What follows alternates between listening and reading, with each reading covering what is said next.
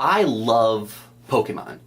Like, it's almost embarrassing how much I enjoy those games. They're fun, and they're deep RPGs, and there's a lot of strategy involved, and you're collecting, and it's fucking Pokemon, and it's awesome. And I'm 21, going on 22, and I still really enjoy these games, and it's really cool. But being a part of the Poke community, there's a big stigma against people like me who prefer the older games, the original games, to the newer games. A lot of people are like, oh, well, if you don't like the new games, then you're not a real Pokemon fan. You have to enjoy all the games.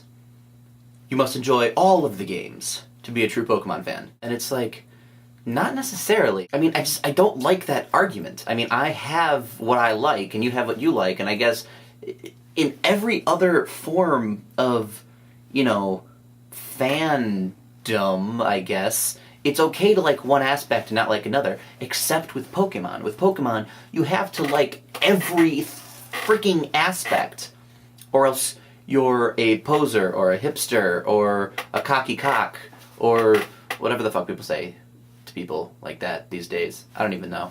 I'm so out of the loop. But that's like saying, oh, you're not a real Star Wars fan unless you like Phantom Menace. Which, if you ask a Star Wars fan, that's really not true. Let me break this analogy down for you. I grew up with the original Star Wars trilogy. A New Hope, Empire Strikes Back, Return of the Jedi.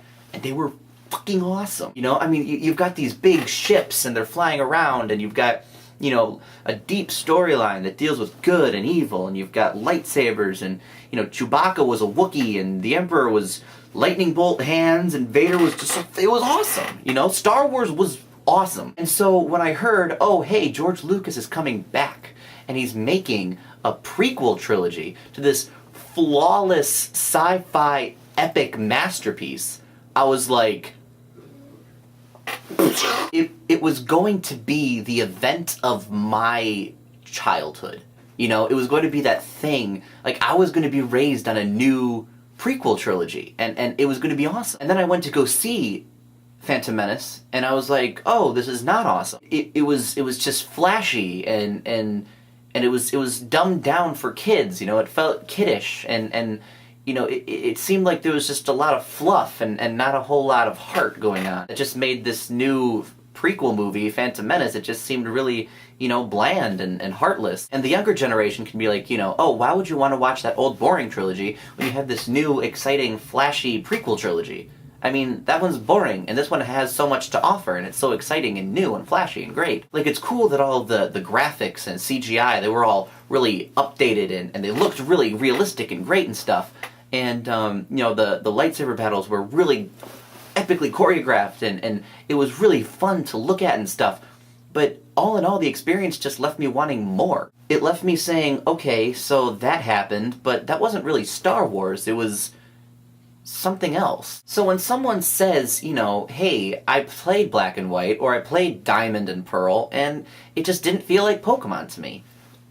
The new Pokemon designs just feel uncreative and shallow, and, the gameplay just feels and the story feels and it's just not really doing it for me. I mean, it's great that you have all these updated graphics and mini-games and you got stuff for the DS and stuff like that, but I mean, it doesn't feel like the Pokemon that I grew up with. I mean, when you think about it, gamers are a very nostalgic people, and they're very difficult to please.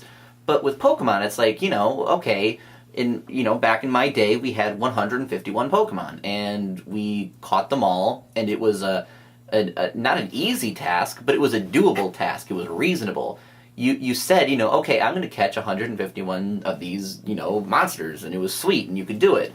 And you were, you had to train, and you had to fight Gary, and you had to fight the Elite Four, and you had to catch Mewtwo, and you had to find the legendary birds, and it was all, it was enough, it's what we wanted, and it came out of nowhere, and it blew us away, and it was like, wow, this is awesome. And for some people, myself included, the second generation, Gold and Silver, it was like, oh my gosh, this is expanding on this world that I already know. I'm able to go back to Kanto, but I'm also introduced to Johto, where there's 150 new Pokemon that, they're not as good as the original, but I mean, they're still sweet, and there's more to do. And it's an expansion of the first game. It's not you know, just like a reboot sort of thing, you know what I'm saying? And then, you know, some people even really liked Ruby and Sapphire. I mean, I wasn't one of them, but I could see where people could really like it. I mean, those games were also really cool. But then when you get into stuff like Diamond and Pearl or Black and White, and it just seems like there's just so much. In the original Star Wars, you had Darth Vader, and Darth Vader was awesome, and you didn't question it. You're just like, this guy's a badass, and I can accept that because he looks cool, and he sounds cool, and he's evil, and that's fine. But then the prequel trilogy, they're like, oh, well, here's Darth Maul, and here's Count Dooku, and here's Anakin Skywalker turning into Darth Vader. And it was just too much. We didn't even care. We didn't want that. We just wanted to see this gradual progression, but instead we got forced down our throats all these things that would sell action figures, and it was just like, we don't want this. So, you know, when you get saddled with, you know, 50 bajillion new legendaries with each game, it's like, what's the point? You know, we don't want all this. We want legendaries that are hard to find, legendaries that are legendary for a reason. And I'm not even saying all the new games are bad, you know. I bought Heart Gold, and I freaking love it. I guess what I'm trying to say is, you can like the new games and the old games. You can love the new games and hate the old games. You can love the old games and hate the new games. It doesn't matter. We all love Pokemon because Pokemon's the fucking shit. So, what's the big deal, I guess is my question.